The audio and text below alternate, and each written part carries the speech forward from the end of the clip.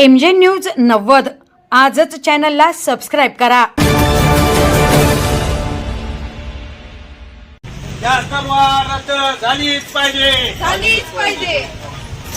Gas दरवाढ रद्द झालीच पाहिजे। सर्वसामान्य नागरिकावर होणाऱ्या अन्यायाचा निषेध असो, सर्व गॅस दरवाढ रद्द झालीच पाहिजे। सरकारचं करायचं काय?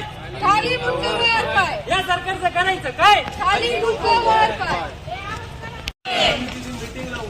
खाली मुंडकं पाय। आपण आज अहिल्यानगरच्या जिल्हाधिकाऱ्यांना निवेदन दिलेलं आहे। काय नेमकी मागणी आहे, काय मागणी केलेली आहे आपण? नमस्ते, मी राष्ट्रवादी शरदचंद्र पवार गट शहराध्यक्ष अर्चना सुरेश गायकवाड। आमच्या वतीने आज आम्ही या सरकारला निवेदन दिलेलं आहे की जो गॅस दरवाढ चालू आहे, महागाई चालू आहे, त्या संदर्भात त्यांनी काहीतरी ठोस पाऊल उचललं पाहिजे।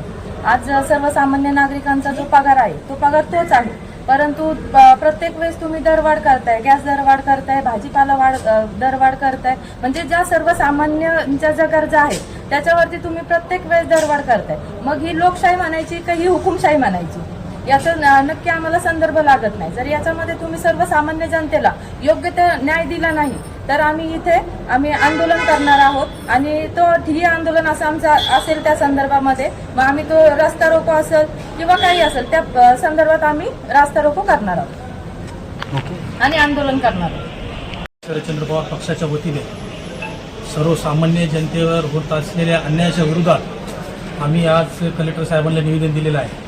कलेक्टर साहेबांच्या माध्यमातून आम्ही माननीय मुख्यमंत्री देवेंद्र फडणवीस साहेब, आदरणीय पंतप्रधान नरेंद्र मोदी साहेब यांना सांगू इच्छितो, सातत्याने हे जी दरवाढ चाललेली आहे, सर्वसामान्य माणसांनी जगायचं कसं हा सर्वात मोठा गंभीर प्रश्न आपल्या भारतात निर्माण झालेला आहे आणि महाराष्ट्रात सुद्धा निर्माण झालेला आहे। येणाऱ्या काळामध्ये जर अशी सतत दरवाढ जर राहिली तर लोक रस्त्यावर उतरतील, आंदोलनं करतील। तत्पूर्वीच शासनाने जागे होऊन ही दरवाढ मागे घ्यावी, सर्वसामान्य जनतेला जगण्याचा अधिकार द्यावा।